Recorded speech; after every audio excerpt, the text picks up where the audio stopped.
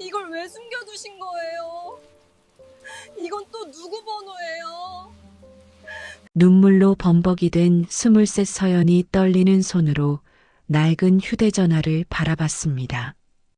5년 동안 숨겨져 있던 이 휴대전화는 왜 아직도 배터리가 20%나 남아 있었을까요? 아버지는 왜 이 번호를 죽는 순간까지 비밀로 했을까요? 그리고 전화 너머의 그 사람은 대체 누구였을까요? 새벽 2시, 비 오는 정류장. 집에서 쫓겨나 갈 곳 없던 서연이 마지막 희망으로 누른 그 번호. 단 3번의 신호음 만에 전화를 받은 그 사람은 20년을 기다려온 듯 떨리는 목소리로 물었습니다. 혹시 태국 씨 따님이신가요? 버려진 줄 알았던 인생이 사실은 누군가 평생 지켜온 약속이었다면 어떨까요? 사연 시작 전 구독과 좋아요를 눌러주시고 지금 어디서 이 이야기를 듣고 계신지 댓글로 남겨주시면 그곳으로 따뜻한 기적이 찾아가기를 바라겠습니다. 그렇다면 이 모든 이야기는 어디서부터 시작된 걸까요? 2019년 3월 7일, 비가 내리던 그날로 돌아가 보겠습니다. 내가 왜 네 인생까지 책임져야 하니? 어머니, 제발이요. 저 갈 곳이 없어요. 그건 내 알 바 아니야. 당장 나가. 3월의 비는 차갑게 내렸습니다. 윤서연은 아버지 윤태국의 영정사진을 마주한 채 장례식장 로비에 멍하니 서 있었어요. 23. 대학교 2학년을 마치고 휴학계를 낸 지 1년이 지났지만 복학은커녕 내일 잠잘 곳조차 불투명한 상황이었습니다. 서연아, 이리 와봐. 계모 명숙이 서연을 구석으로 불렀어요. 냉랭한 목소리였습니다. 40대 중반의 명숙은 검은 상복 차림이었지만 눈가엔 눈물 한 방울 없었죠. 오히려 입꼬리가 미세하게 올라가 있었어요. 이제 장례 끝났으니까 내일부터 집 나가야 해. 서연은 귀를 의심했습니다. 아버지 장례가 끝난 지 채 1시간도 안 됐는데 집에서 나가라니요. 어머니, 무슨 말씀이세요? 저 아직 학교도. 학교는 무슨, 내가 언제 학교를 다녔니? 1년 넘게 휴학하고 집에서 빈둥거리기만 했잖아. 명숙의 목소리가 날카로워졌습니다. 주변 조문객들이 힐끔힐끔 쳐다봤어요. 서연은 고개를 떨구었습니다. 휴학계를 낸 건 아버지가 쓰러진 다음이었어요. 누군가는 간병을 해야 했고 명숙은 단 한 번도 병원에 오지 않았죠. 그럼 며칠만이라도. 며칠도 안 돼. 보험금 나오면 내가 쓸 데가 많아. 내 대학 등록금에 생활비까지 10년 넘게 됐는데 이제 됐어. 서연은 입술을 깨물었습니다. 명숙이 된 돈은 대부분 정부 지원금과 아버지 퇴직금에서 나온 거였어요. 그걸 서연은 알고 있었지만 입 밖으로 낼 수는 없었습니다. 장례식장을 나서자 빗줄기가 더 거세졌어요. 서연은 작은 캐리어 하나를 끌고 버스 정류장으로 걸어갔습니다. 옷가지 몇 벌, 아버지 사진 한 장, 그리고 낡은 휴대전화 충전기. 그게 전부였어요. 정류장 지붕 아래 앉아 서연은 무릎을 끌어안았습니다.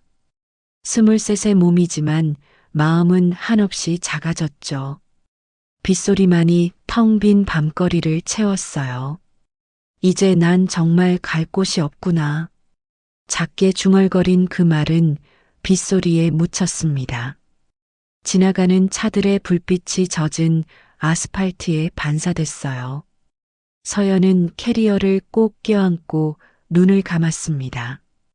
1시간쯤 지났을까요? 서연은 휴대전화를 꺼냈어요. 연락처엔 고작 3개의 번호만 저장돼 있었습니다. 학교 행정실, 아르바이트했던 편의점, 그리고 아버지 번호. 통화 버튼을 누르려다 멈췄어요. 아버지는 이미 이 세상 사람이 아니었으니까요.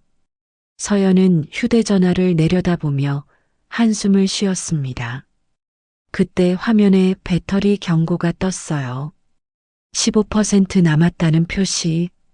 서연은 황급히 캐리어를 열어 충전기를 꺼냈습니다. 하지만 콘센트가 없었죠. 편의점 가야겠다. 일어서려는 순간 캐리어 안쪽 주머니에서 뭔가 딱딱한 게 만져졌어요. 서연은 조심스럽게 꺼내봤습니다. 낡은 휴대전화였어요. 아버지가 5년 전까지 쓰던 구형 폴더폰이었죠. 서연은 이상하게 생각했습니다. 분명 버렸다고 했는데 왜 캐리어에 들어있는 걸까요? 전원 버튼을 눌렀어요. 깜빡이더니 화면이 켜졌습니다. 배터리가 20% 남아 있었어요. 충전한 지 오래됐는데도 말이죠. 메인 화면엔 메모 하나가 떠 있었습니다. 서연아, 정말 힘들면 이 번호로 전화해. 10-42-58 서연은 숨이 멎는 것 같았어요. 아버지 필체였습니다. 떨리는 손으로 메모를 다시 읽었죠. 정말 힘들면 지금보다 더 힘든 순간이 있을까요? 서연은 번호를 뚫어지게 바라봤습니다. 낯선 번호였어요. 누구 건지 왜 남겨뒀는지 알 수 없었죠. 한참을 망설이다 서연은 휴대전화를 주머니에 넣었습니다. 아직은 용기가 나지 않았어요. 만약 아무도 받지 않으면? 만약 이미 쓰지 않는 번호라면? 나중에 해야지. 서연은 다시 무릎을 끌어안았습니다. 빗소리는 여전했고 밤은 깊어만 갔어요. 새벽 2시 정류장엔 서연 혼자만 남았습니다. 추위가 뼛속까지 파고들었어요. 서연은 떨리는 손으로 다시 아버지의 휴대전화를 꺼냈습니다. 메모 화면이 여전히 켜져 있었어요. 번호가 눈에 들어왔죠. 아빠, 이게 뭐예요? 작게 중얼거린 서연의 목소리는 떨렸습니다. 눈물이 핑 돌았어요. 하지만 울지 않았습니다. 이미 장례식장에서 눈물이 다 말라버렸으니까요. 서연은 천천히 통화 버튼을 눌렀습니다. 심장이 빠르게 뛰기 시작했어요. 신호음이 울렸죠. 1번, 2번, 3번. 받지 않을 거라 생각했어요. 새벽 2시에 누가 전화를 받겠어요. 서연은 끊으려던 찰나였습니다. 여보세요? 낯선 여자 목소리였어요. 중년의 목소리. 떨리고 있었습니다. 서연은 숨을 들이켰어요. 말이 나오지 않았죠. 누구세요? 전화기 너머 목소리가 다시 물었습니다. 이번엔 더 떨렸어요. 마치 뭔가를 기다려온 사람처럼. 저는 서연의 목소리도 떨렸습니다. 윤태국의 딸입니다. 침묵이 흘렀어요. 길고 무거운 침묵. 전화기 너머에서 누군가 숨을 크게 들이쉬는 소리가 들렸습니다. 태국 씨 딸이니? 그 목소리엔 믿을 수 없다는 듯한 떨림이 가득했어요. 그리고 동시에 20년을 기다려온 듯한 절박함도 묻어났죠. 서연은 대답하지 못했습니다. 눈물이 터져 나왔어요. 왜 우는지 스스로도 알 수 없었죠. 전화기 너머 한정은은 강남 사무실 소파에 앉아 있었습니다. 52세, 변호사, 20년 경력. 하지만 지금은 변호사가 아니었어요. 그저 한 사람의 어머니였죠. 지금 어디니? 정은의 목소리가 떨렸습니다.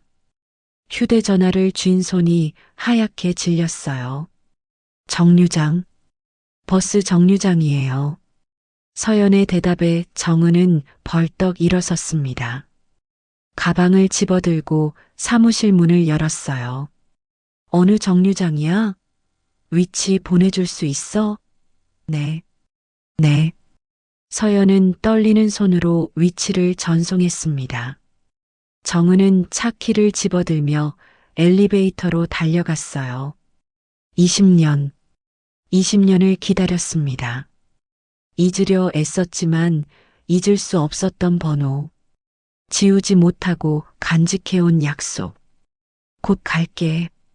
움직이지 말고 거기 있어. 정은의 목소리는 단호했지만 떨렸어요. 차에 시동을 걸며 백미러를 봤습니다. 눈가가 붉어져 있었죠. 태국 씨, 드디어. 작게 중얼거린 정은의 목소리는 떨렸습니다. 차는 빗속을 가르며 정류장을 향해 달렸어요. 서연은 여전히 정류장에 앉아 있었습니다. 전화를 끊고 나서도 휴대전화를 꽉 쥐고 있었어요. 방금 통화가 꿈은 아니었을까요? 30분쯤 지났을까요? 검은색 세단 한 대가 정류장 앞에 멈췄습니다. 차에서 내린 사람은 50대 초반으로 보이는 여자였어요. 단정한 코트 차림. 하지만 표정은 흐트러져 있었죠. 서연이, 정은이 떨리는 목소리로 물었습니다. 서연은 고개를 들었어요. 두 사람의 눈이 마주쳤죠. 정은은 서연을 보는 순간 숨이 멎는 것 같았습니다. 태국을 처음 만났을 때와 똑같은 눈빛. 20년 전 그 사람이 했던 말이 떠올랐어요. 제 딸이 태어나면 정은 씨가 지켜줬으면 좋겠어요. 그 약속을 지키지 못했습니다. 하지만 이제라도 늦지 않았어요. 이리 와. 정은이 두 팔을 벌렸습니다. 서연은 일어서서 비틀거리며 다가갔어요. 정은의 품에 안긴 순간 서연은 처음으로 소리내어 울었습니다. 으엉, 으엉. 아이처럼 울음을 터뜨렸어요. 정은도 서연을 꼭 안으며 눈물을 흘렸습니다. 괜찮아. 이제 괜찮아. 빗속에서 두 사람은 한참을 그렇게 서 있었습니다. 20년 만에 이어진 인연. 끊어진 줄 알았던 약속이 지금 다시 시작되고 있었어요. 정은의 차는 빗길을 달렸습니다.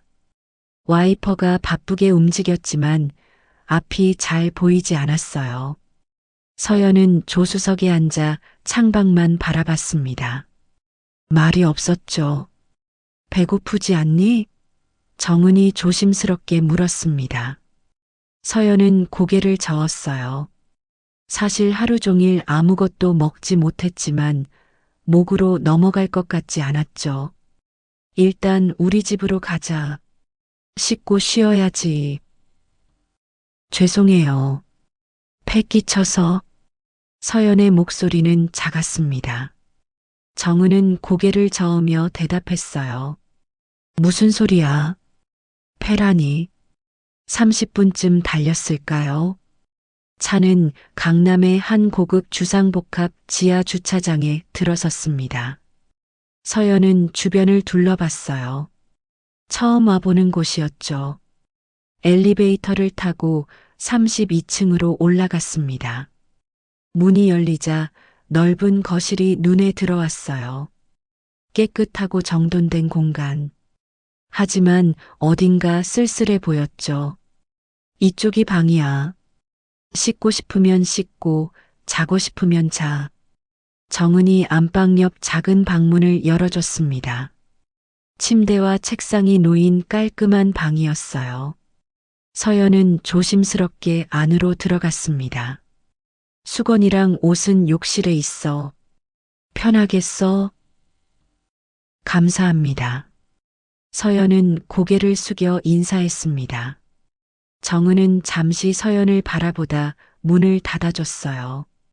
혼자 남은 서연은 침대에 털썩 앉았습니다. 몸에서 힘이 쭉 빠졌어요. 캐리어를 열어 아버지 사진을 꺼냈습니다.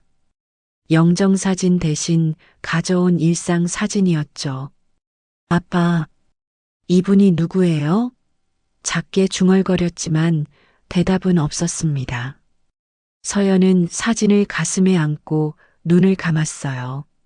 눈물이 또 흘렀지만 닦지 않았습니다.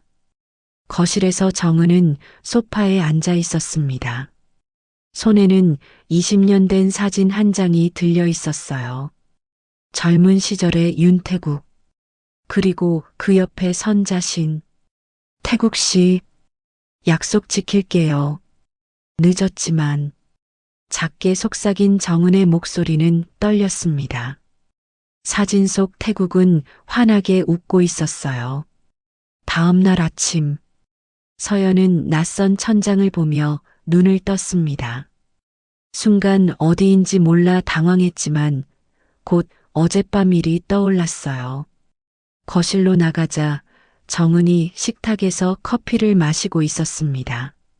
정장 차림이었어요. 일어났구나. 잘 잤어? 네. 감사합니다. 아침 먹자. 준비해뒀어.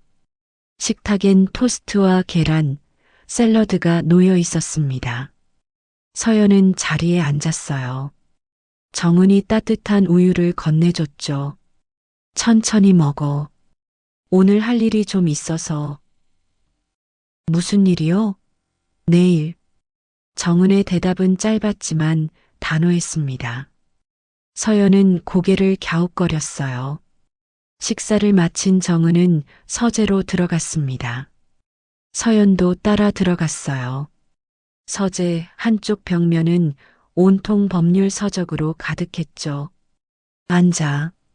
정은이 책상 앞 의자를 가리켰습니다. 서연은 조심스럽게 앉았어요. 정은은 서랍에서 낡은 파일 하나를 꺼냈습니다. 이게 뭐예요? 내 아버지가 남긴 것들. 파일을 펼치자 오래된 서류들이 나왔습니다. 보험 증서, 통장 사본, 그리고 손글씨로 쓴 메모들. 아빠가 이걸 왜? 내가 힘들 때를 대비해서. 정은의 목소리는 조용했지만 무거웠습니다. 서연은 서류들을 하나하나 봤어요. 아버지 필체로 빼곡히 적힌 메모들. 서연이 대학 등록금 마이너스 명숙에게 맡김. 생활비 월 80만 원 마이너스 정부 지원금 포함. 만약의 경우 마이너스 한정은 변호사에게 연락. 서연의 손이 떨렸습니다. 아버지는 모든 걸 준비해뒀던 거예요. 자신이 떠난 뒤에도 딸을 지킬 방법을. 아빠는 언제부터 아셨어요? 자기가 오래 못 산다는 걸. 3년 전부터. 정은의 대답에 서연은 고개를 떨구었습니다. 3년. 그 긴 시간 동안 아버지는 혼자 준비하고 있었던 거예요. 그런데 왜? 저한텐 아무 말도 안 하셨을까요? 널 지키려고. 정은이 서류 하나를 꺼내 서연 앞에 놓았습니다. 병원 진단서였어요. 내 아버지는 췌장암 말기 진단을 받았어. 하지만 명숙에겐 말하지 않았지. 왜요? 말하는 순간 명숙이 내 아버지를 이용할 게 뻔했으니까. 서연은 진단서를 보며 입술을 깨물었습니다. 아버지는 끝까지 자신을 지키려 했던 거예요. 혼자서. 명숙 씨는 지금 뭘 하고 있어? 보험금 타려고 준비 중이래요. 아빠 사망보험금이 5억쯤 된대요. 그럼 그 돈으로 내 대학 등록금이랑 생활비 줄 거야? 서연은 고개를 저었습니다. 어제 저보고 집 나가래요. 더 이상 책임 안 진대요. 정은의 표정이 굳었습니다. 예상했던 일이었지만 직접 들으니 분노가 치밀었어요. 알았어. 그럼 우리가 직접 움직여야겠다. 무슨 말씀이세요? 내 아버지가 남긴 건 보험금만이 아니야. 정은은 다른 서류를 꺼냈습니다.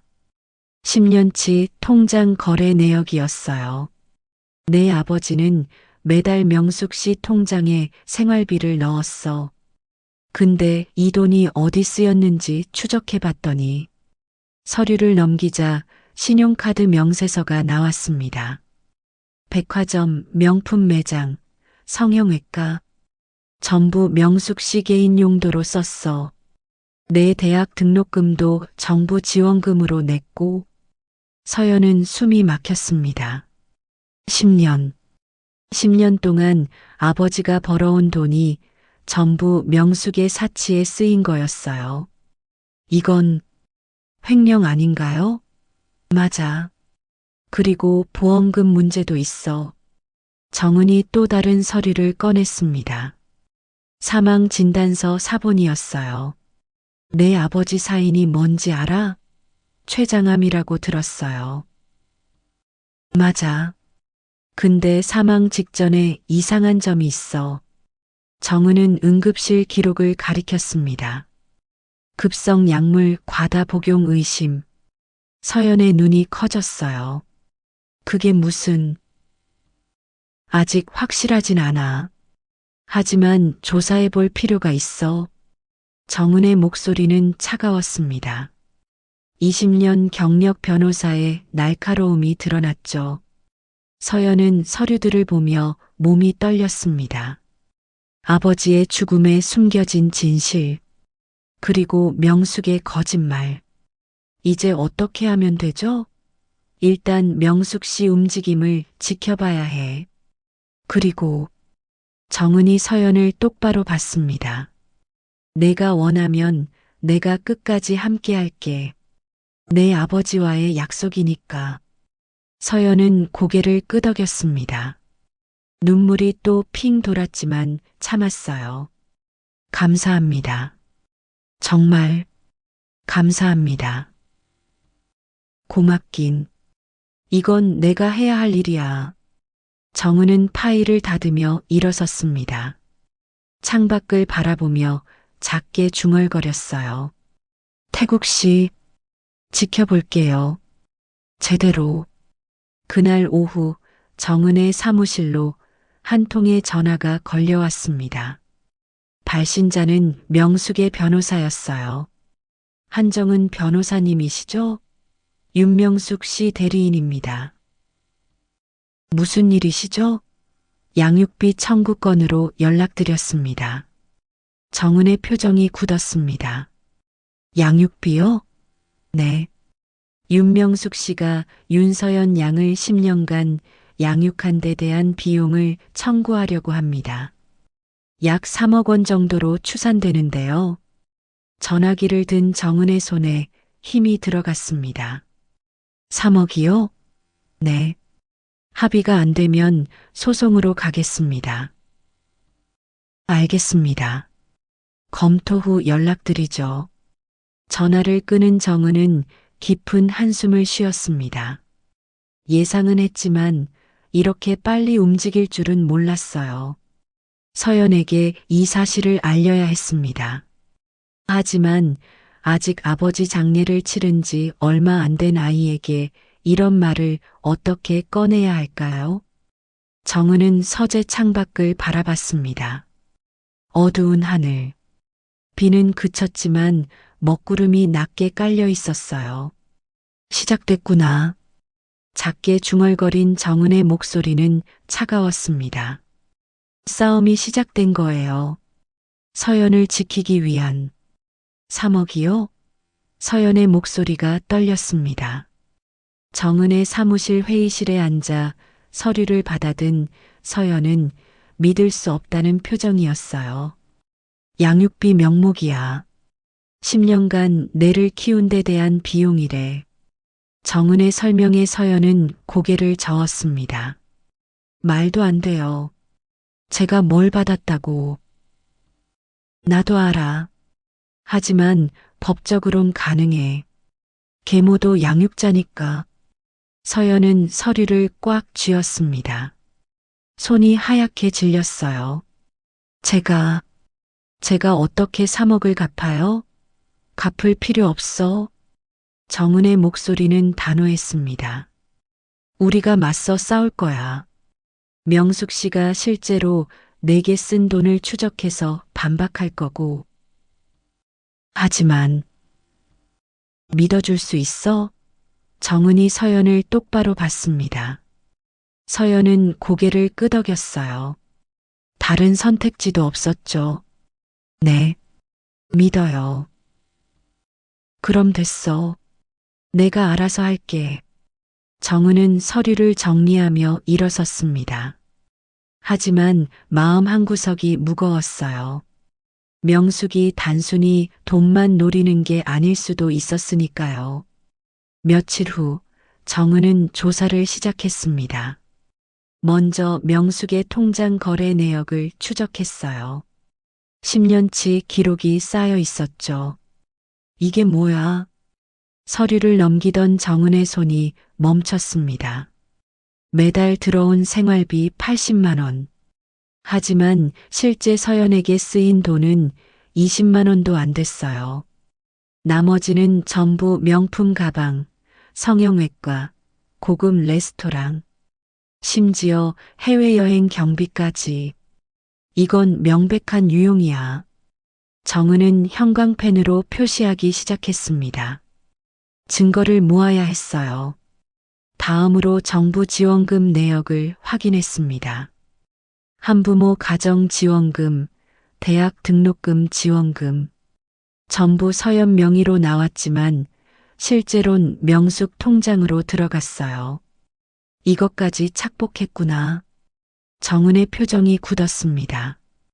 법적으로 이건 횡령에 가까웠어요.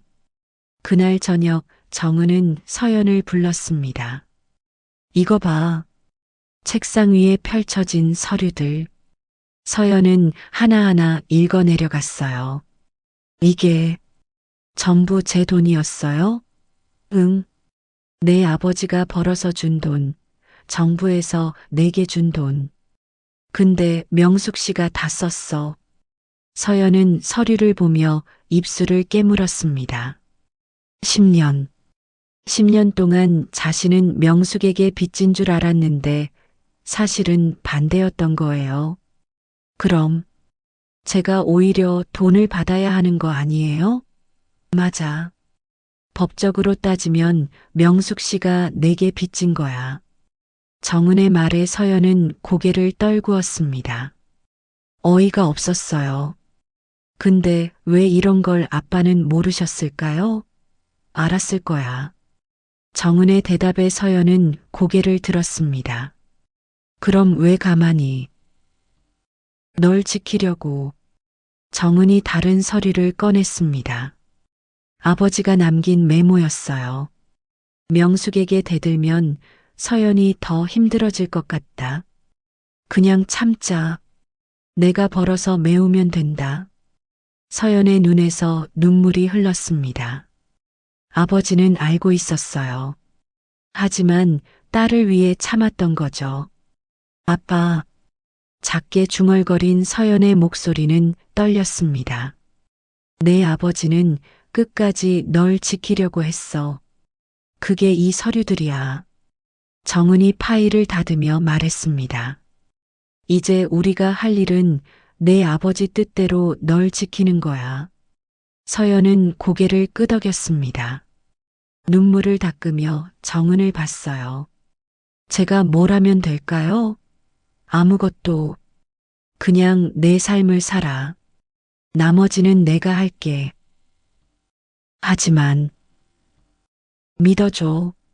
내 아버지가 나한테 부탁한 거야. 정은의 목소리는 단호했지만 따뜻했습니다. 서연은 처음으로 안도감을 느꼈어요. 며칠 후 명숙의 변호사에게서 정식 소장이 날아왔습니다. 양육비 청구 소송.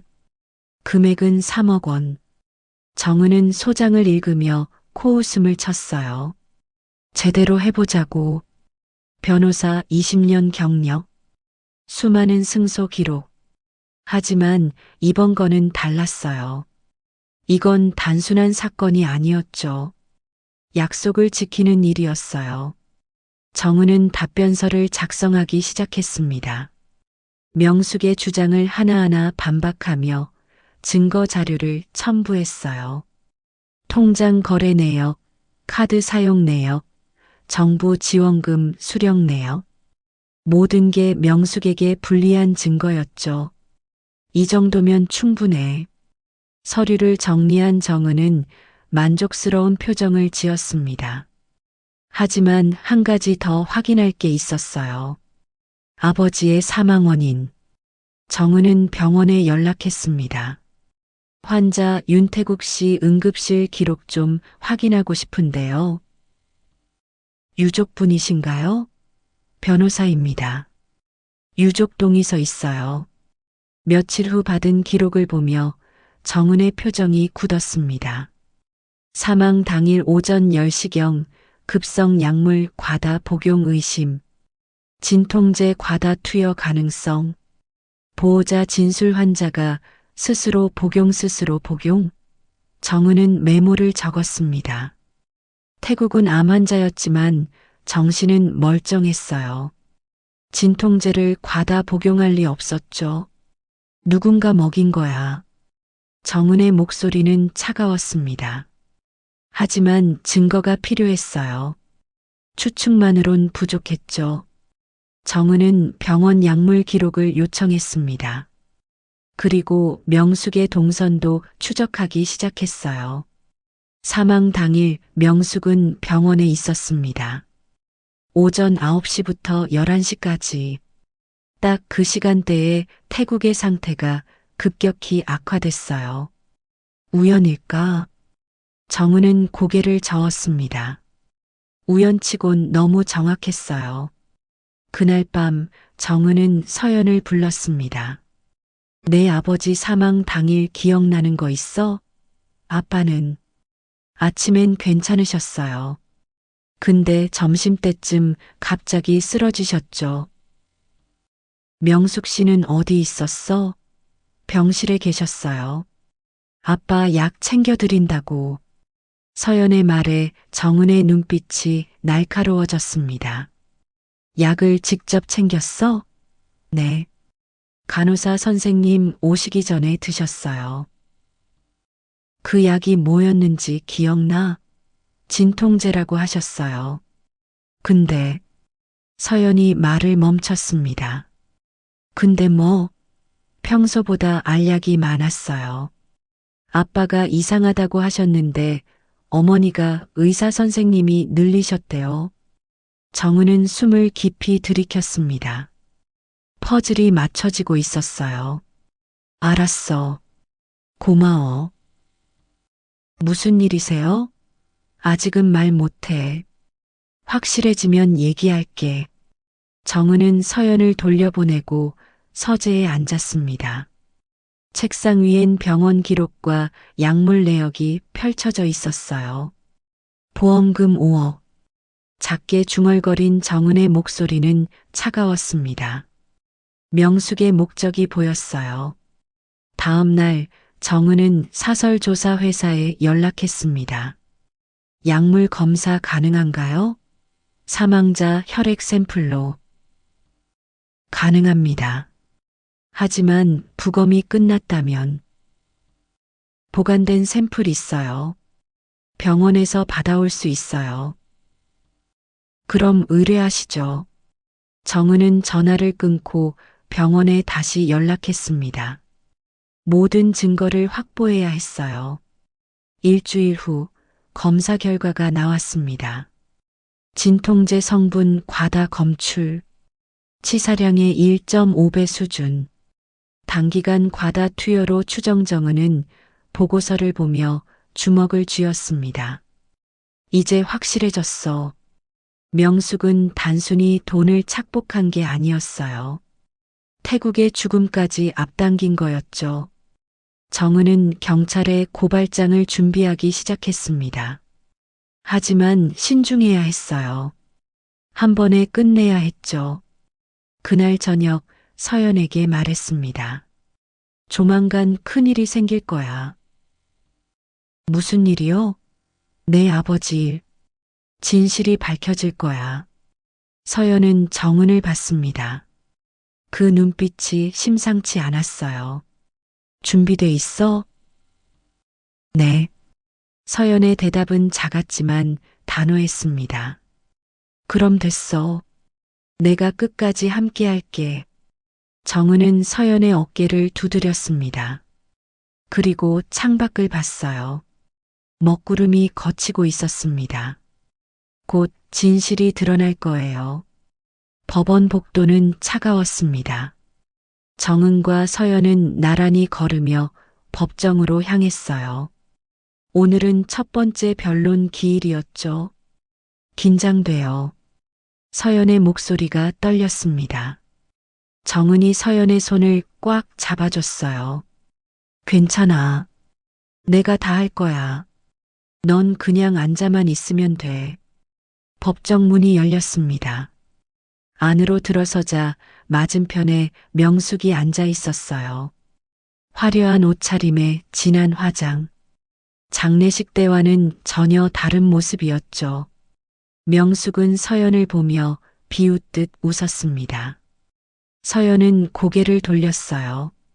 모두 일어서 주십시오. 재판장이 입장했습니다. 50대 중반의 남자 판사. 엄숙한 표정이었어요. 사건 번호 2024가단 XXXX호 양육비 청구의 건. 원고 측 주장부터 들어보겠습니다. 명숙의 변호사가 일어섰습니다. 40대 후반의 남자. 자신만만한 표정이었어요. 원고 윤명숙은 피고 윤서연을 10년간 양육하였습니다. 그 기간 동안 들어간 비용은 총 3억 원으로 추산됩니다. 변호사가 서류를 제출했습니다. 재판장이 서류를 받아 읽기 시작했어요. 생활비, 교육비, 의료비 등을 합산한 금액입니다. 피고는 이를 변제할 의무가 있습니다. 정은이 일어섰습니다. 이에 있습니다. 재판장이 정은을 봤어요. 피고 측 변호인 말씀하십시오. 원고가 제출한 양육비 내역은 허위입니다. 실제로 피고에게 쓰인 돈은 전체의 20%도 되지 않습니다. 정은이 준비한 서류를 제출했습니다. 10년치 통장 거래 내역과 카드 사용 내역. 이 자료를 보시면 알 수 있습니다. 원고는 정부 지원금과 피고 부친이 준 생활비를 개인 용도로 유용했습니다. 재판장이 서류를 받아 읽기 시작했어요. 표정이 점점 굳어졌죠. 명숙의 얼굴이 창백해졌습니다. 옆에 앉은 변호사도 당황한 기색이 역력했어요. 이건 어떻게... 명숙이 작게 중얼거렸지만 법정 안은 조용해서 다 들렸습니다. 원고 측 반박하시겠습니까? 재판장이 물었습니다. 명숙의 변호사는 잠시 망설이더니 일어섰어요. 해당 자료의 출처를 확인하고 싶습니다. 합법적으로 취득한 자료입니다. 피고 부친의 유품에서 나온 통장 사본과 금융거래 내역입니다. 정은의 대답은 단호했습니다. 재판장이 서류를 더 자세히 읽었어요. 페이지를 넘기며 고개를 끄덕였죠. 원고 측이 주장한 양육비와 실제 지출 내역이 상당히 다르군요. 네, 재판장님. 실제로 피고에게 쓰인 금액은 연 240만 원 정도입니다. 10년이면 2,400만 원. 원고가 청구한 3억과는 큰 차이가 있습니다. 재판장이 명숙을 받습니다. 원고, 이에 대해 설명하시겠습니까? 명숙은 입을 열었다 닫았어요. 변명할 말이 없었죠.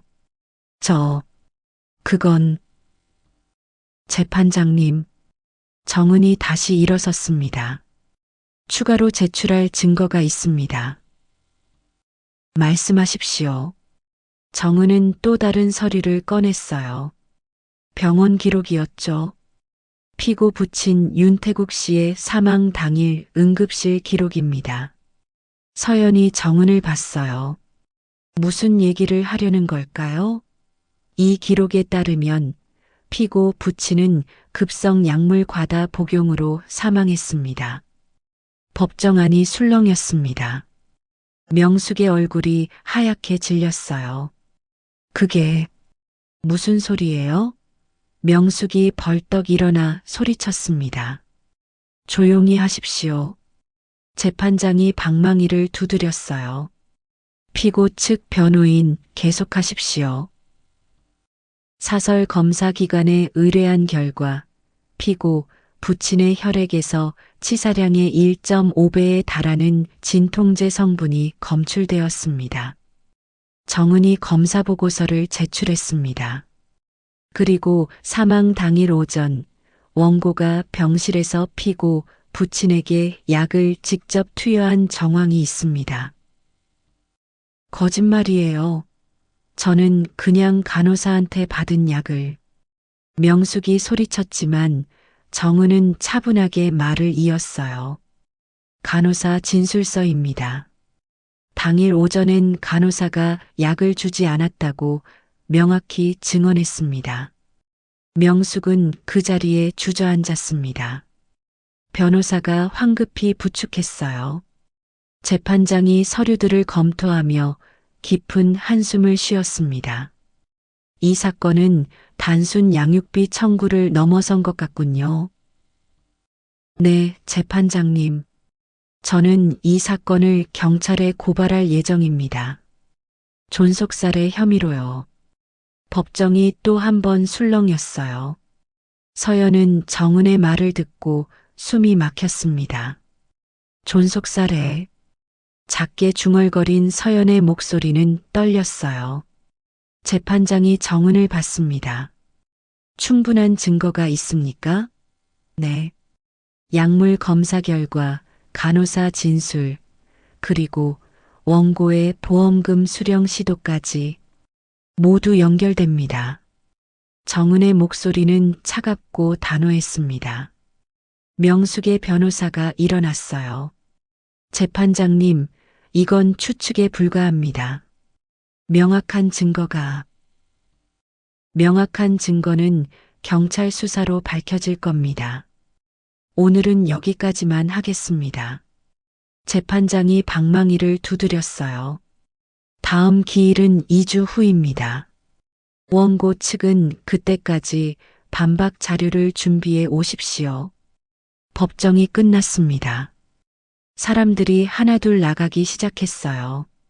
명숙은 변호사에게 뭔가 따지듯 말하고 있었습니다.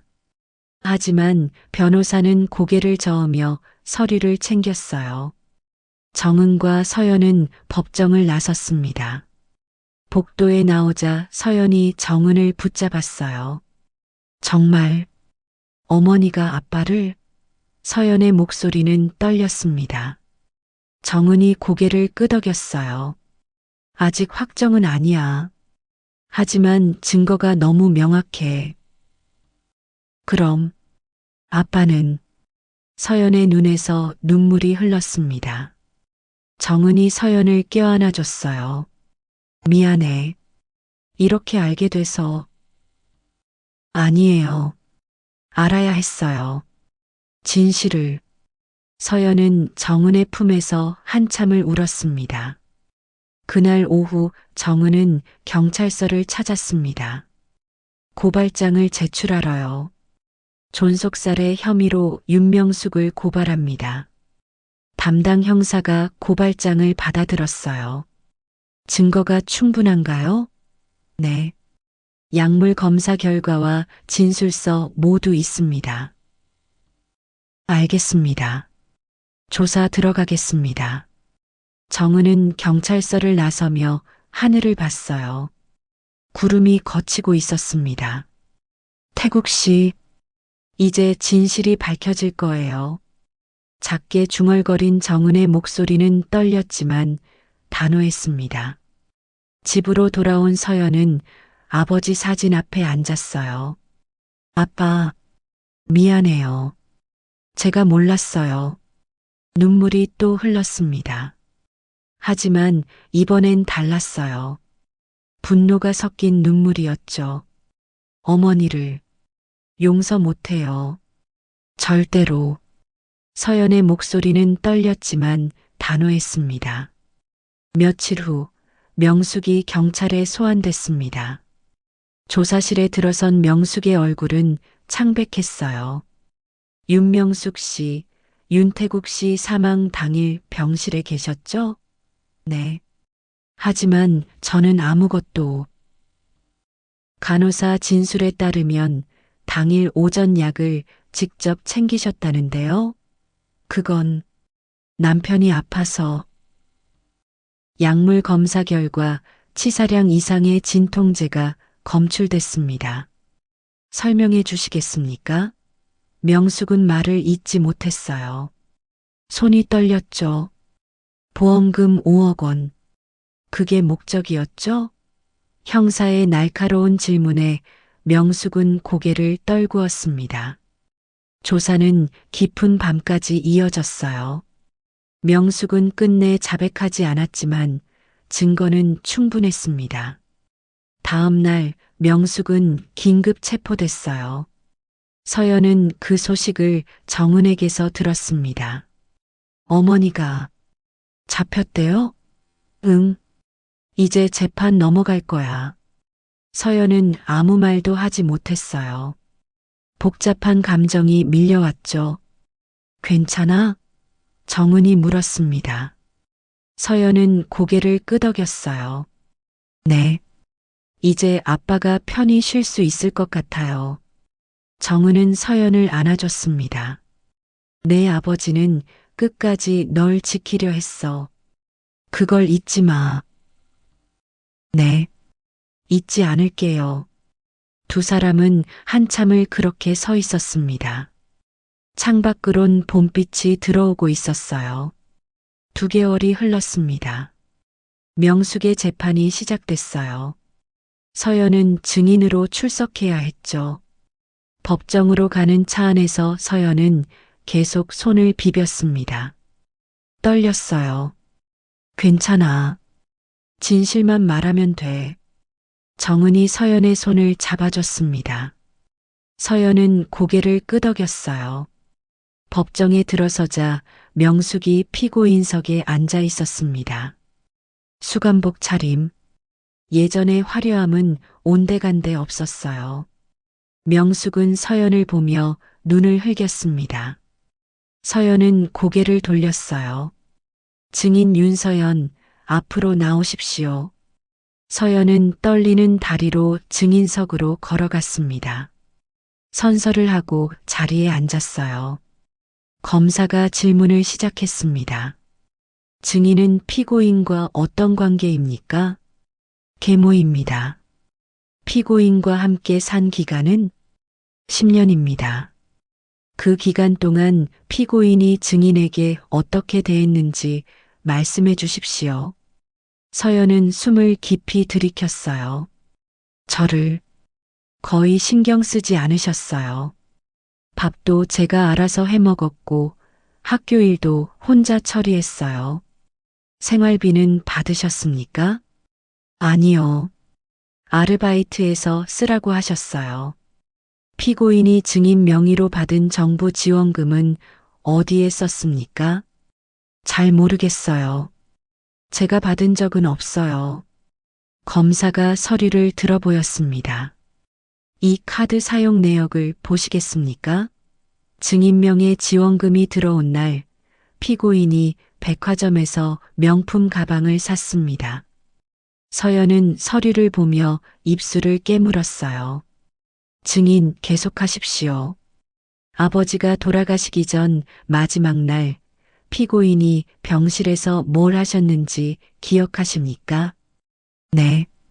약을 챙기셨어요. 평소와 다른 점은 없었습니까? 알약이 평소보다 많았어요. 아버지가 이상하다고 하셨는데 피고인이 의사 선생님이 늘리셨다고. 서연의 목소리가 떨렸습니다. 그 후 어떻게 됐습니까? 아버지가 쓰러지셨어요. 서연의 눈에서 눈물이 흘렀습니다. 법정안이 조용해졌어요. 증인 괜찮으시면 계속하십시오. 아버지는 그날 돌아가셨어요. 서연은 더 이상 말을 잇지 못했어요. 법정 안에서 흐느끼는 소리만 들렸죠. 재판장이 휴정을 선언했습니다. 서연은 증인석에서 내려와 정은의 품에 안겼어요. 잘했어. 정말 잘했어. 정은이 서연의 등을 토닥였습니다. 명숙은 피고인석에서 고개를 떨구고 있었어요. 변호사와 뭔가 얘기하고 있었지만 표정은 어두웠죠. 재판은 3주 후 선고 공판으로 이어졌습니다. 피고인 윤명숙은 존속살해 혐의가 인정됩니다. 징역 15년을 선고합니다. 재판장의 선고에 명숙은 그 자리에 주저앉았어요. 재판장님, 저는 억울합니다. 명숙이 소리쳤지만 재판장은 방망이를 두드렸습니다. 패정합니다. 법정이 끝났어요. 명숙은 법정 경비에게 끌려나갔죠. 서연은 그 모습을 보며 아무 감정도 느끼지 않았어요. 그저 텅 빈 기분이었죠. 이제 끝난 거예요? 응, 끝났어. 정은의 대답에 서연은 고개를 끄덕였습니다. 그날 저녁 두 사람은 아버지 묘소를 찾았어요. 서연은 아버지 사진 앞에 꽃을 놓았습니다. 아빠, 이제 편히 쉬세요. 작게 속삭인 서연의 목소리는 떨렸습니다. 정은도 옆에서 묵념을 올렸어요. 태국 씨, 약속 지켰어요. 서연이 잘 지킬게요. 두 사람은 한참을 그렇게 서 있었습니다. 집으로 돌아오는 길 서연이 물었어요. 이제 전 어떻게 하면 되죠? 내 삶을 살면 돼. 정은의 대답은 간단했습니다. 대학 복학하고 공부하고 내가 하고 싶은 거 하면서. 그런데 돈은요? 내 아버지가 남긴 게 있어. 보험금이랑 퇴직금. 명숙이 못 쓰게 동결해뒀어. 그게 얼마나 되는데요? 등록금 내고도 충분히 남아. 서연은 안도의 한숨을 쉬었습니다. 감사해요. 정말 어떻게 감사드려야 할지. 고맙긴. 이건 내가 해야 할 일이었어. 정은은 서연을 보며 웃었어요. 따뜻한 미소였죠. 며칠 후 서연은 학교에 복학 신청서를 냈습니다. 2년 만에 복학이었어요. 강의실에 들어선 서연은 낯설었습니다. 모든 게 달라 보였어요. 하지만 이젠 혼자가 아니었죠. 집에 돌아가면 정은이 기다리고 있었어요. 오늘 수업 어땠어? 좋았어요. 오랜만이라 힘들긴 했지만. 힘들면 쉬엄쉬엄 해. 정은이 저녁상을 차리며 말했습니다. 서연은 테이블에 앉아 정은을 봤어요. 저, 물어봐도 돼요? 뭐, 왜 저를 이렇게까지 도와주세요? 아빠랑 무슨 사이셨어요? 정은의 손이 잠시 멈췄습니다. 그리고는 천천히 입을 열었어요. 내 아버지는 내 첫사랑이었어. 서연의 눈이 커졌습니다. 25년 전 우린 사귀었어. 하지만 내가 바보같이 일 때문에 헤어지자고 했지. 정은의 목소리가 떨렸어요. 그 후 내 아버지는 다른 사람 만나서 결혼했고 너를 낳았어. 나는 후회만 했지. 그럼 내 아버지가 암 진단받고 나한테 연락했어. 자기가 죽으면 딸을 부탁한다고. 정은의 눈에서 눈물이 흘렀습니다. 나는 그때 약속했어. 반드시 지킨다고. 서연도 눈물이 났어요. 두 사람은 한참을 말없이 울었습니다. 제가 아빠 대신 사랑해 드릴게요. 서연의 말에 정은이 고개를 들었어요. 고마워. 정말. 두 사람은 서로를 껴안았습니다. 20년 만에 이어진 인연. 이제는 진짜 가족이 된 거였어요. 1년이 흘렀습니다. 서연은 이제 대학교 3학년이 됐어요. 영양학과 수업을 들으며 바쁜 나날을 보냈죠. 오늘 발표 어땠어? 정은이 저녁 식탁에 앉으며 물었습니다. 서연은 웃으며 대답했어요. 교수님이 칭찬하셨어요. 프로젝트 주제가 좋대요. 무슨 주제? 환자 맞춤 영양 관리요. 아빠처럼 암 환자분들을 위한. 서연의 목소리가 작아졌습니다. 정은이 서연의 손을 잡아줬어요. 좋은 주제야. 내 아버지도 좋아하실 거야. 네. 그렇죠? 두 사람은 잠시 말없이 앉아 있었습니다. 아버지 이야기는 여전히 마음 한구석을 아프게 했어요. 그나저나 이번 주말에 시간 있어? 정은이 화제를 바꿨습니다. 네, 왜요? 아버지 묘소 가려고. 벌써 일주기잖아. 서연은 고개를 끄덕였어요. 벌써 1년이라니. 시간이 참 빠르게 지나갔죠. 주말이 됐습니다. 두 사람은 차를 타고 묘소로 향했어요. 봄날이었습니다. 길가에 벚꽃이 피어 있었죠. 예쁘다. 서연이 창밖을 보며 중얼거렸습니다. 정은도 고개를 끄덕였어요. 내 아버지도 봄을 좋아하셨어. 그래요? 응. 25년 전 처음 만났을 때도 봄이었어. 벚꽃 아래서. 정은의 목소리엔 그리움이 묻어났습니다. 묘소에 도착했어요. 서연은 준비해온 꽃을 놓고 절을 했습니다. 정은도 옆에서 함께 절했어요. 아빠, 저 잘 지내고 있어요. 학교도 열심히 다니고, 정은 이모님이랑도 잘 지내고. 서연이 작게 속삭였습니다. 걱정하지 마세요. 이제 혼자 아니에요. 정은도 묵념을 올렸어요. 태국 씨, 서연이가 이렇게 잘 자라고 있어요. 자랑스러워 하셔도 돼요.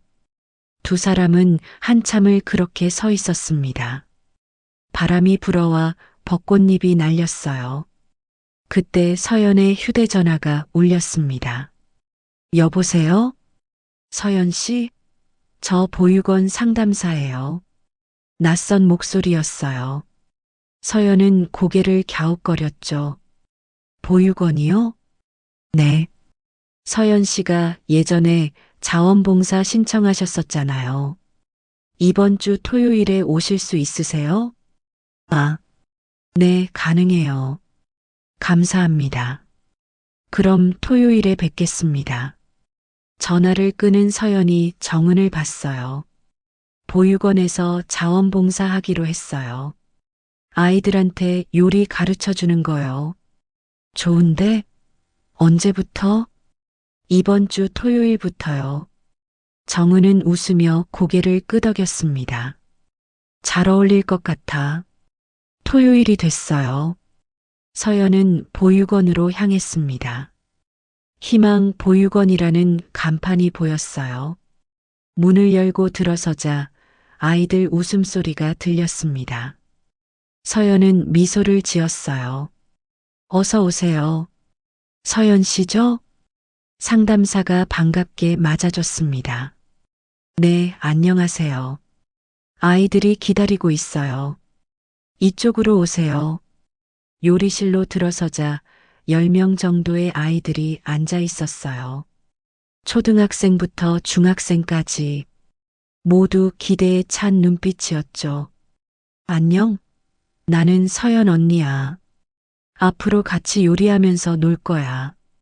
아이들이 박수를 쳤습니다. 서연은 준비해온 재료들을 꺼냈어요. 오늘은 김밥 만들 거야. 누가 김밥 좋아해? 저요. 저도요.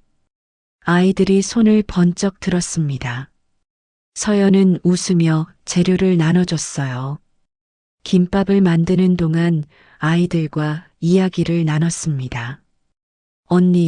언니는 부모님 계세요? 한 아이가 물었어요. 서연은 잠시 멈칫했지만 곧 대답했습니다. 응, 이모님이 계셔. 나랑 같이 살아. 친엄마는요? 친엄마는 안 계셔. 아빠도 돌아가셨어. 서연의 대답에 아이들이 조용해졌어요. 한 아이가 작게 말했습니다. 저도 엄마 아빠 없어요. 나도. 여러 아이들이 고개를 끄덕였어요. 서연은 가슴이 먹먹해졌습니다. 괜찮아. 우리 다 같이 힘내자. 응? 아이들이 고개를 끄덕였어요. 서연은 아이들을 하나씩 안아줬습니다. 집으로 돌아온 서연은 소파에 털썩 앉았어요. 정은이 차를 가져다 줬습니다. 어땠어? 좋았어요. 근데 마음이 아프기도 했어요. 왜? 아이들이 저랑 비슷한 처지더라고요. 부모님 없고 혼자고. 서연의 목소리가 떨렸습니다. 근데 저는 이모님이 있잖아요. 얘들은 진짜 혼자고. 정은이 서연의 어깨를 안아줬어요. 내가 그 아이들한테 희망이 될 수 있어. 너처럼 잘 자랄 수 있다는 걸 보여주는 거야. 정말 그럴 수 있을까요? 당연하지. 넌 이미 충분히 강하고 훌륭해. 서연은 정은을 안으며 눈물을 흘렸어요. 고마움의 울음이 나왔죠. 다음 주 토요일에도 보육원에 갔습니다. 아이들이 먼저 달려와 안겼어요. 언니, 왔어요. 보고 싶었어요. 서연은 웃으며 아이들을 안아줬습니다. 나도 보고 싶었어.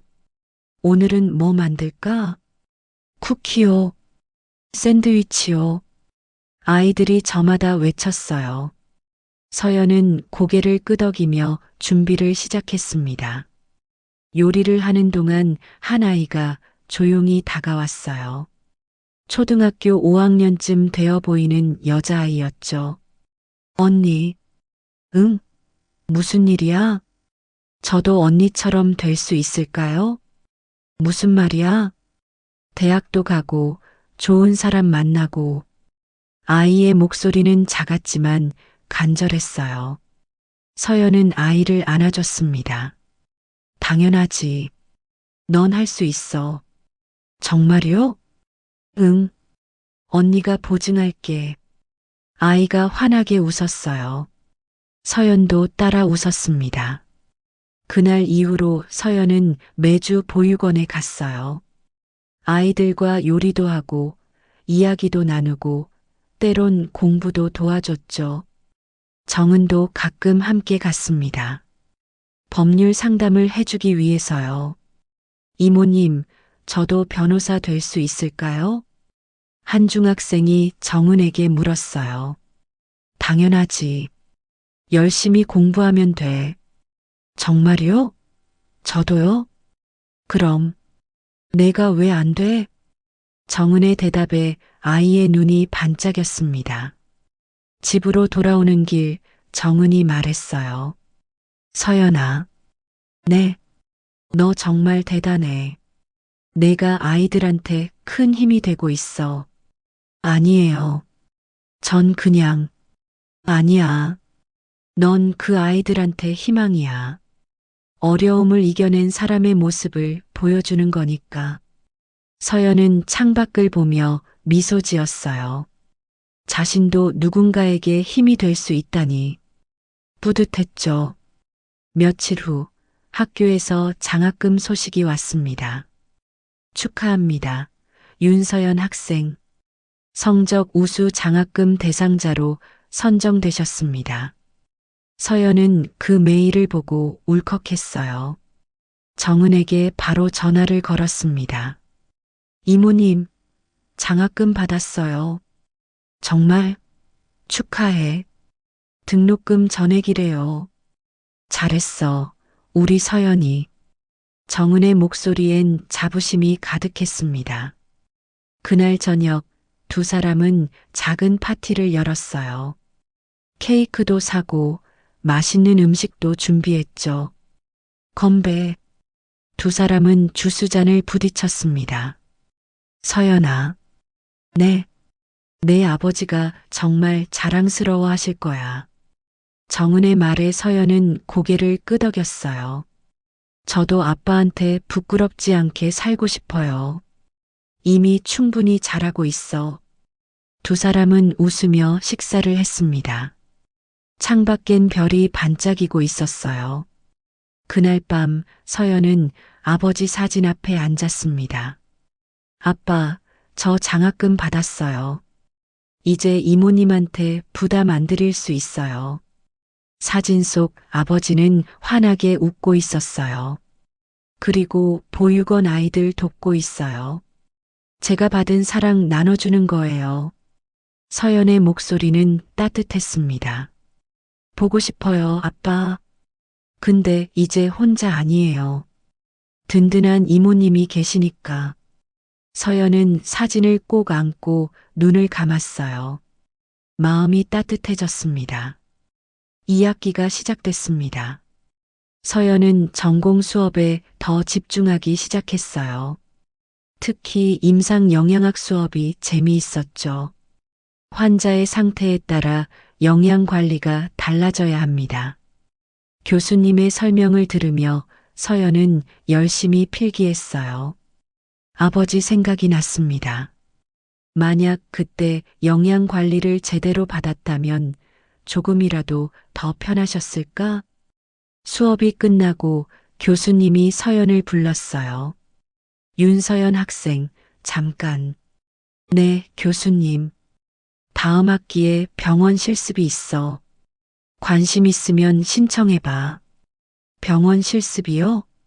응. 대학병원 영양과에서 하는 거야. 실제 환자들 영양 관리를 배울 수 있어. 서연의 눈이 반짝였습니다. 네, 신청하고 싶어요. 그래, 기대할게. 교수님이 웃으며 말했습니다. 집으로 돌아와 정은에게 이야기했어요. 이모님 다음 학기에 병원 실습 간대요. 정말 좋겠다. 네, 진짜 환자분들 도울 수 있대요. 서연의 목소리엔 설렘이 가득했습니다. 내 아버지도 좋아하실 거야. 그죠? 아빠 같은 분들 돕고 싶어요. 정은은 서연을 안아줬어요. 잘하고 있어. 정말. 주말에 보육원에 갔습니다. 오늘은 특별한 날이었어요. 아이들이 직접 만든 음식으로 작은 파티를 여는 날이었죠. 언니, 이거 제가 만든 거예요. 한 아이가 샌드위치를 보여줬어요. 우와, 예쁘다. 맛있겠다. 먹어봐요. 아이들이 저마다 만든 음식을 내밀었습니다. 서연은 하나씩 맛보며 칭찬해줬어요. 다들 정말 잘했어. 요리사 될 수 있겠는걸? 진짜요? 응. 언니가 보증할게. 아이들이 환하게 웃었습니다. 파티가 끝나고 아이들과 정리를 하는데 원장님이 서연을 불렀어요. 서연 씨, 잠깐 이야기 좀 할까요? 네, 원장님. 원장실로 들어갔습니다. 원장님이 차를 따라주며 말했어요. 서연 씨 덕분에 아이들이 많이 밝아졌어요. 아니에요. 제가 더 많이 받는걸요. 아니에요. 특히 지민이가요. 지민이요? 아까 샌드위치를 보여줬던 그 아이였어요. 지민이가 예전엔 말도 잘 안 하고 늘 혼자 있었거든요. 근데 서연 씨 만나고 나서 완전히 달라졌어요. 원장님의 말에 서연은 가슴이 따뜻해졌습니다. 제가 특별히 뭘 한 건 아닌데. 아니에요. 서연 씨가 그 아이한테 희망을 줬어요. 자기도 잘 살 수 있다는. 서연은 눈시울이 붉어졌어요. 감사합니다, 원장님. 고마운 건 저예요. 앞으로도 부탁드려요. 네, 물론이죠. 집으로 돌아오는 길, 서연은 계속 생각했어요. 자신이 누군가에게 희망이 될 수 있다는 게 신기했죠. 이모님, 응? 저, 나중에 보육원 아이들 위한 일하고 싶어요. 무슨 일? 영양관리 무료로 해주는 거요. 제대로 못 먹는 아이들 많잖아요. 정은은 서연을 보며 미소 지었어요. 좋은 생각이야. 내가 도와줄게. 정말요? 그럼, 우리 같이 하자. 서연은 정은을 안았습니다. 감사해요, 이모님. 정말 감사해요. 고맙긴. 나도 고마워. 두 사람은 한참을 그렇게 안고 있었어요. 며칠 후 서연에게 우편물이 하나 왔습니다. 발신인은 교도소였어요. 이게 뭐지? 봉투를 뜯자 편지 한 장이 들어 있었습니다. 명숙이 보낸 거였어요. 서연은 편지를 보고 망설였습니다. 읽어야 할까 말아야 할까? 무슨 편지야? 정은이 물었어요. 계모가 보낸 거예요. 정은의 표정이 굳어졌습니다. 읽을 거야? 모르겠어요. 서연은 편지를 들여다봤어요. 떨리는 손으로 펼쳤습니다. 서연아, 잘 지내니? 엄마는 여기서 매일 후회하며 살고 있어. 내 아버지한테, 너한테 정말 미안해. 용서해달라는 말은 안 할게. 그럴 자격 없으니까. 그냥 너 잘 살았으면 좋겠어. 그게 내가 바라는 전부야. 명숙.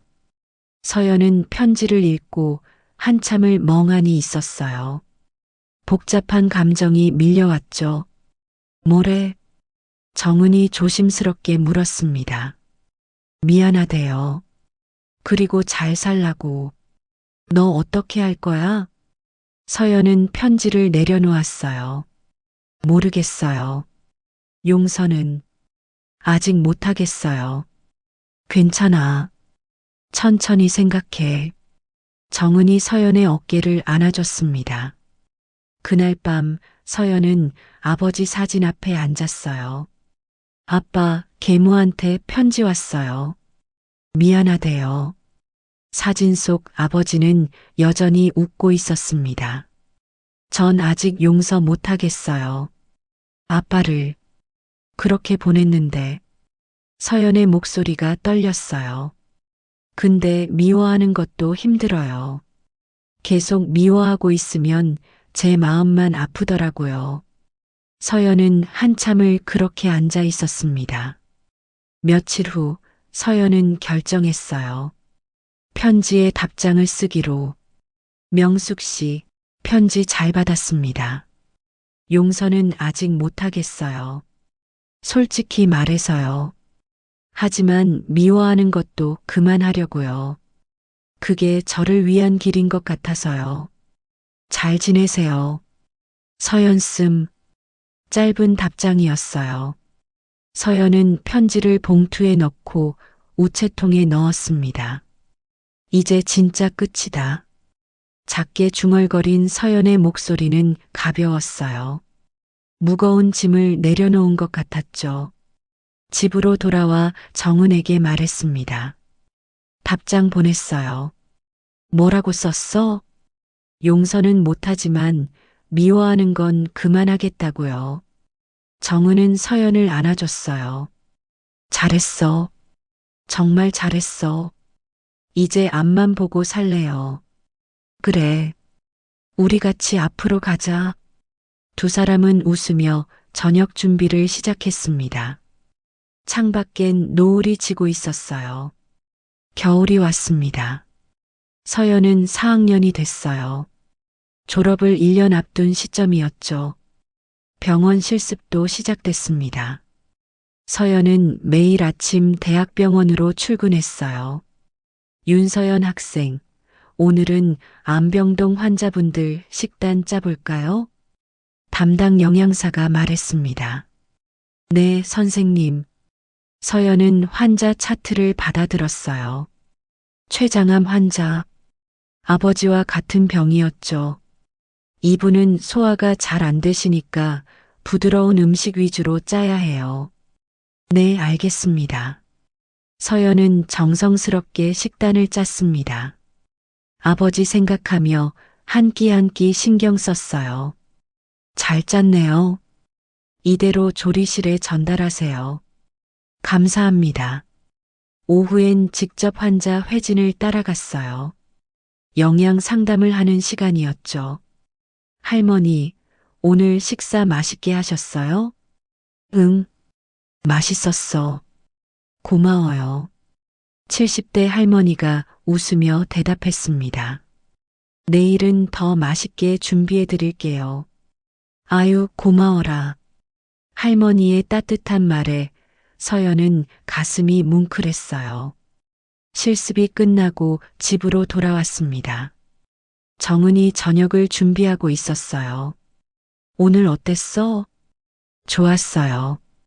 환자분들이 제가 짠 식단 맛있다고 하셨어요. 잘했네. 우리 서연이. 근데 이모님. 응?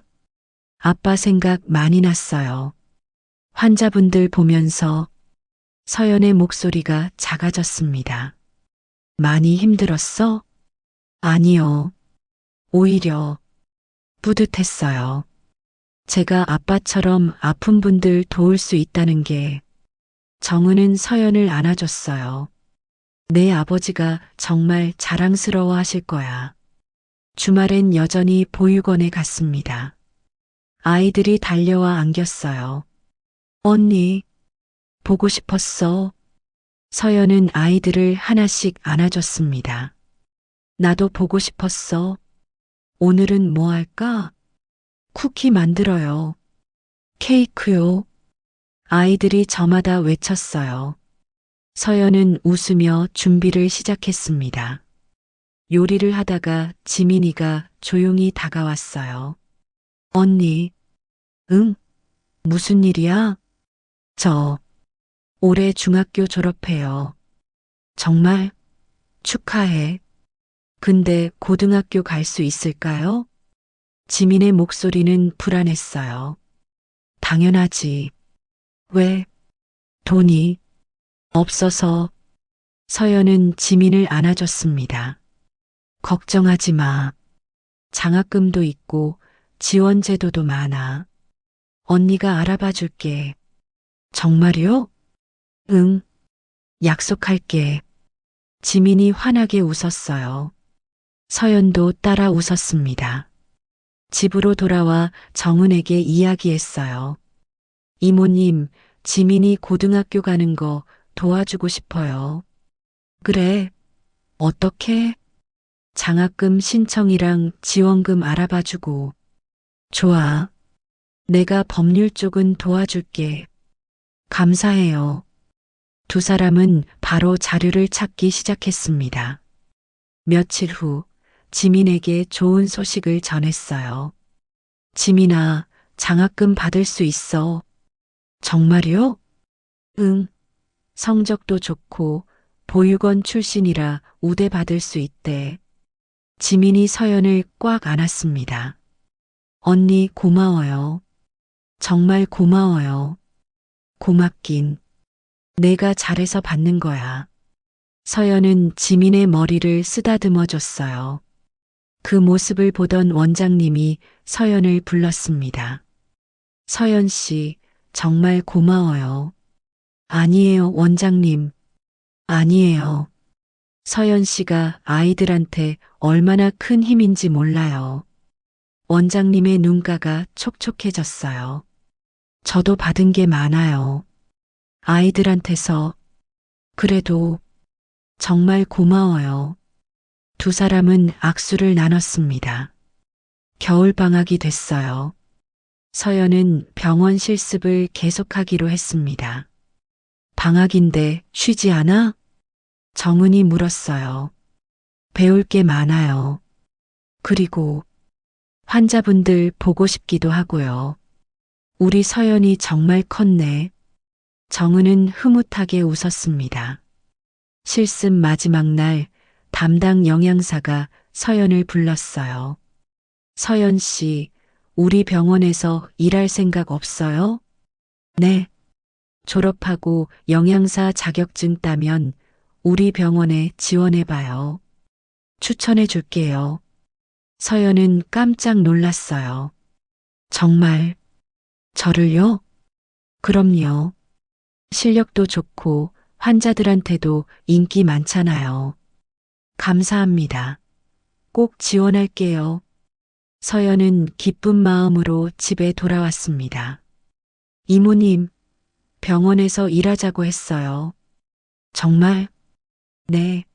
졸업하고 자격증 따면 추천해 준대요. 정은이 서연을 안아줬어요.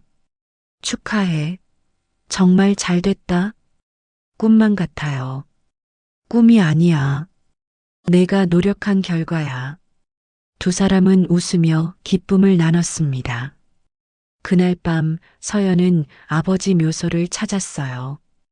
혼자서요. 아빠, 저 병원에서 일하게 될 것 같아요. 눈이 내리기 시작했습니다. 아빠처럼 아픈 분들 도울 수 있어요. 제대로 된 영양 관리로요. 서연의 목소리는 따뜻했어요. 이모님도 저 정말 잘 돌봐주세요. 아빠가 부탁하신 거 지키고 계세요. 눈송이가 서연의 어깨에 내려앉았습니다. 보고 싶어요, 아빠. 근데 이젠 괜찮아요. 혼자 아니니까. 서연은 묘비를 쓰다듬으며 미소 지었어요. 봄이 다시 왔습니다. 서연의 마지막 학기가 시작됐어요. 졸업 논문 주제는 암 환자를 위한 맞춤 영양 관리였습니다. 교수님이 칭찬했어요. 좋은 주제야. 현장 경험도 있고 잘 쓸 수 있을 거야. 감사합니다, 교수님. 서연은 열심히 논문을 썼습니다. 아버지 생각하며 병원에서 만난 환자들 생각하며 정은도 도와줬어요. 자료 조사하고 교정도 봐주고 이 부분은 좀 더 구체적으로 쓰는 게 좋겠어. 네, 고쳐볼게요. 두 사람은 밤늦게까지 함께 작업했습니다. 5월이 됐어요. 졸업식 날이었죠. 서연은 학사 가운을 입고 거울을 봤습니다. 믿기지 않았어요. 정말 졸업하는구나.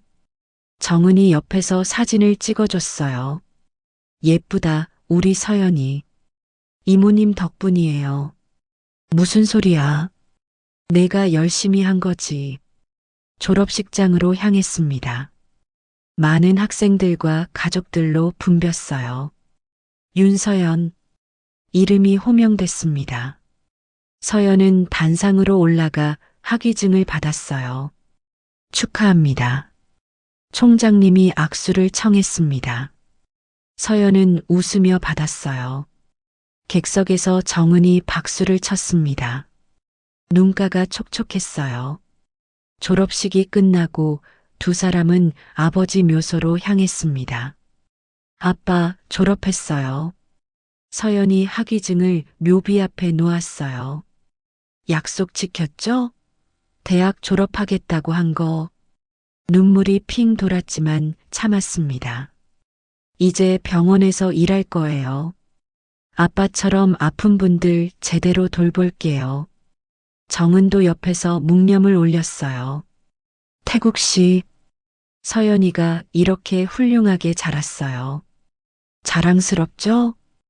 두 사람은 한참을 그렇게 서 있었습니다. 6월 영양사 자격증 시험을 봤어요. 서연은 최선을 다했습니다. 결과가 나왔습니다. 합격이었어요. 이모님, 붙었어요. 정말 축하해.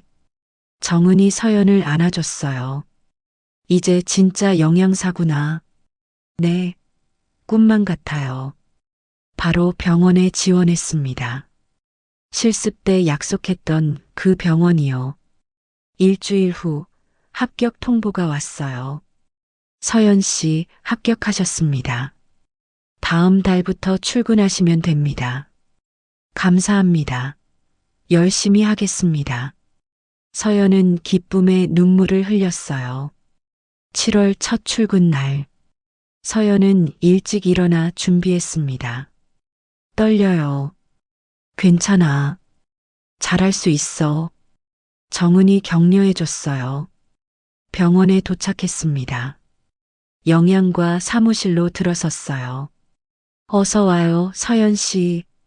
선배 영양사들이 반겨줬습니다. 잘 부탁드립니다. 서연의 병원 생활이 시작됐어요. 바빴지만 행복했습니다. 환자들과 상담하고 식단 짜고 영양 교육도 했어요. 선생님 덕분에 잘 먹고 있어요. 환자들의 감사 인사가 가장 큰 보람이었죠. 어느 날 췌장암 환자를 담당하게 됐습니다. 60대 남자 환자였어요. 환자분, 소화는 괜찮으세요? 응. 그럭저럭. 오늘은 부드러운 죽으로 준비했어요. 천천히 드세요. 서연은 정성스럽게 식사를 챙겨드렸어요. 고마워요, 선생님. 환자의 말에 서연은 미소 지었습니다. 제 아버지도 같은 병이었어요. 그때 제대로 못 챙겨드려서 지금이라도 다른 분들한텐 잘해드리고 싶어요. 환자가 서연의 손을 잡았어요. 효녀시네요. 아니에요. 제가 더 받는걸요. 서연은 그렇게 매일 최선을 다했습니다. 주말엔 여전히 보육원에 갔어요. 이젠 월급도 받으니 재료도 더 좋은 걸로 샀죠. 언니, 오늘은 뭐 만들어요? 오늘은 특별히 스테이크 해볼까? 와, 아이들이 환호했습니다. 요리를 하다가 지민이가 다가왔어요. 이젠 고등학생이 됐죠. 언니, 저 진로 정했어요. 뭐? 영양사요. 언니처럼. 서연은 지민을 안아줬어요. 정말 잘 생각했어. 언니 보고 결심했어요. 저도 사람들 돕고 싶어요. 넌 할 수 있어. 언니가 도와줄게. 지민이 환하게 웃었습니다. 가을이 왔어요.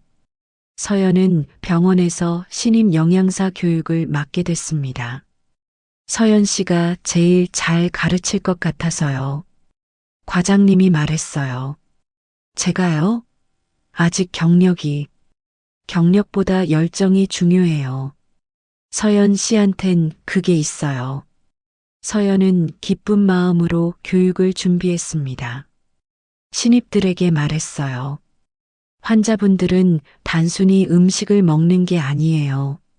그분들한텐 음식이 약이고 희망이에요. 신입들이 고개를 끄덕였어요. 그러니 한 끼 한 끼 정성스럽게 챙겨드려야 해요. 그게 우리가 할 수 있는 최선이에요. 서연의 교육은 호평을 받았습니다. 겨울이 다시 왔어요. 아버지 이주기였죠. 서연과 정은은 함께 묘소를 찾았습니다. 아빠, 저 이제 일도 하고 후배들도 가르치고 있어요. 서연이 작게 속삭였어요. 보육원 아이들도 계속 돕고 있고요. 제가 받은 사랑 나눠주는 거예요. 정은도 옆에서 말했습니다. 태국 씨, 서연이가 정말 잘 크고 있어요. 걱정하지 마세요. 두 사람은 손을 잡고 묵념을 올렸어요. 집으로 돌아오는 길 서연이 말했습니다. 이모님, 응, 행복해요. 진짜로. 정은이 서연을 안아줬어요. 나도 행복해. 내가 있어서. 저도요. 이모님이 있어서. 두 사람은 웃으며 집으로 향했습니다. 눈이 소복이 내리고 있었어요. 3년이 또 흘렀습니다. 서연은 이제 병원의 주임 영양사가 됐어요.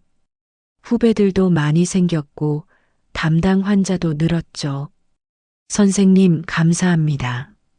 덕분에 퇴원해요. 한 환자가 웃으며 말했습니다. 축하드려요. 집에 가서도 식단 잘 지키세요. 네, 꼭 그럴게요. 서연은 환자를 배웅하며 뿌듯해했어요. 보육원 일도 계속했습니다. 이젠 정은과 함께 재단까지 만들었어요. 희망 나눔 재단. 보육원 아이들 교육과 생활을 지원하는 곳이었죠. 이모님, 이번 달에 장학생 5명 더 뽑을 수 있대요. 정말 잘 됐다. 두 사람은 재단 일에도 열심이었습니다. 지민은 이제 대학생이 됐어요. 영양학과 1학년이었죠. 언니, 저 대학 정말 재밌어요. 그치? 열심히 해. 언니처럼 될 거예요. 지민의 눈빛은 반짝였습니다. 어느 봄날 서연은 아버지 묘소를 찾았어요. 혼자서요. 손에는 도시락 가방이 들려 있었죠. 아빠, 오늘은 제가 직접 만든 음식 가져왔어요.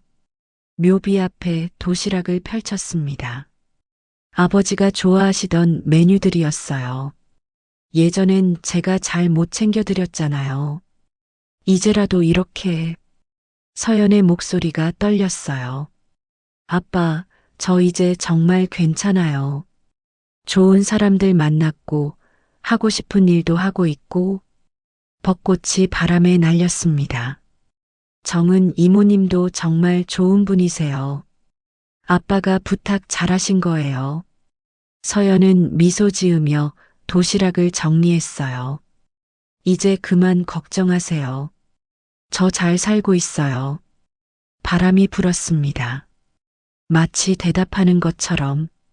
집으로 돌아오니 정은이 거실에서 책을 읽고 있었어요. 다녀왔어? 네. 아빠 뵙고 왔어요.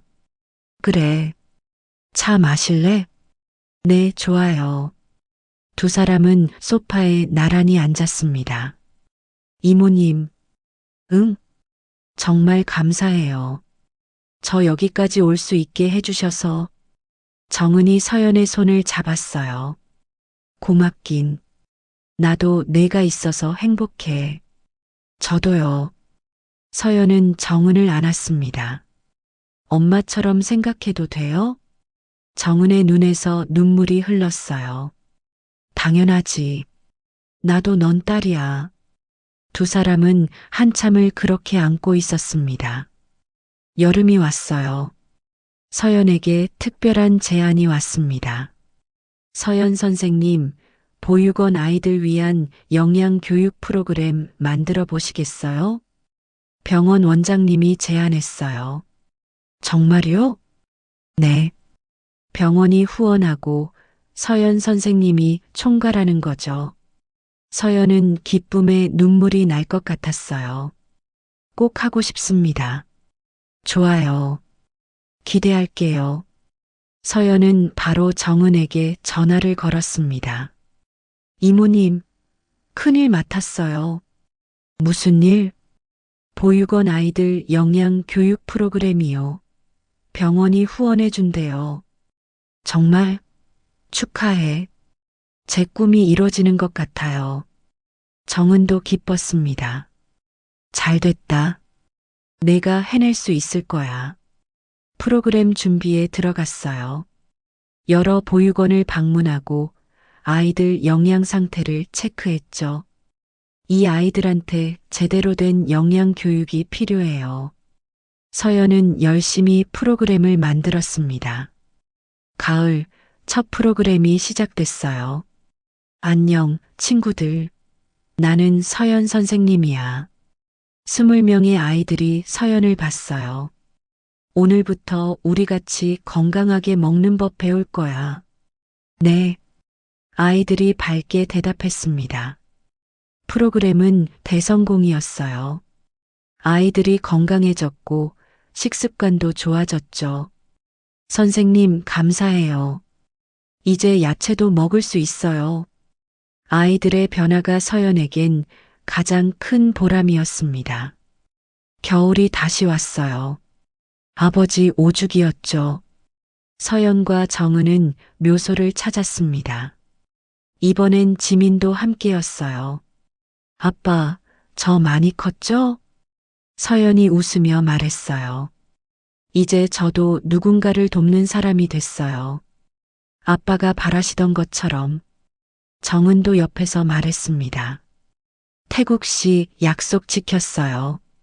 서연이 잘 키웠어요. 지민도 절을 했어요. 저도 서연 선생님처럼 될게요. 세 사람은 손을 잡고 묵념을 올렸습니다. 집으로 돌아오는 차 안, 서연이 창밖을 봤어요. 눈이 내리고 있었습니다. 이모님, 응? 제 인생에서 가장 힘들었던 순간이 뭐였는지 아세요? 응, 내 아버지 돌아가셨을 때겠지. 맞아요. 근데 그때 이모님을 만났잖아요. 서연이 정은을 봤어요. 그래서 지금 생각하면 그 순간이 끝이 아니라 시작이었던 것 같아요. 정은의 눈에서 눈물이 흘렀습니다. 고마워, 서연아. 제가 더 감사하죠. 두 사람은 손을 꼭 잡았어요. 집에 도착해 따뜻한 차를 마시며 서연이 말했습니다. 이모님, 저 행복해요. 진짜로. 나도. 예전엔 버려진 줄 알았어요. 아무도 날 원하지 않는다고 생각했죠. 서연의 목소리가 떨렸어요. 근데 알고 보니 아빠는 평생 날 지키고 계셨고 이모님도 약속을 지키려 기다리고 계셨어요. 맞아. 버려진 게 아니었어요. 평생 누군가 지켜온 약속이었던 거예요. 정은이 서연을 안아줬어요. 그래. 넌 사랑받는 아이였어. 계속. 두 사람은 한참을 그렇게 안고 있었습니다. 창밖으론 눈이 소복이 내리고 있었어요. 따뜻한 집안, 두 사람은 웃으며 이야기를 나눴죠. 잃어버린 줄 알았던 인생은 사실 누군가 평생 지켜온 약속이었습니다. 그리고 그 약속은 이제 서연이 다른 이들에게 나눠주는 사랑으로 이어지고 있었어요. 버려졌다고 생각했던 그 순간에도 누군가는 당신을 기억하고 있었습니다. 혼자라고 믿었던 그 시간에도 당신을 향한 약속은 단 한 번도 잊힌 적이 없었습니다. 지금 당신이 힘들다면 조금만 더 버텨보세요. 당신이 받은 사랑은 언젠가 당신을 통해 다른 누군가에게 전해질 것입니다. 그것이 사랑의 약속이고 우리가 함께 살아가는 이유입니다. 오늘의 이야기가 당신의 마음에 작은 위로가 되었기를 바랍니다. 힘든 하루를 보내고 계신 분들, 외롭다고 느끼시는 분들, 포기하고 싶은 순간을 견디고 계신 분들께 이 이야기를 전합니다. 당신도 누군가의 소중한 약속입니다. 당신도 누군가에게 희망이 될 수 있습니다. 오늘도 묵묵히 하루를 살아내고 계신 모든 분들을 응원합니다. 이 이야기가 도움이 되셨다면 구독과 좋아요로 더 많은 분들에게 위로를 전해주세요. 그리고 오늘 이야기의 주인공들을 위해 따뜻한 말 한마디 남겨주시면 감사하겠습니다. 당신의 오늘을, 그리고 내일을 늘 응원합니다. 일생 채널이었습니다.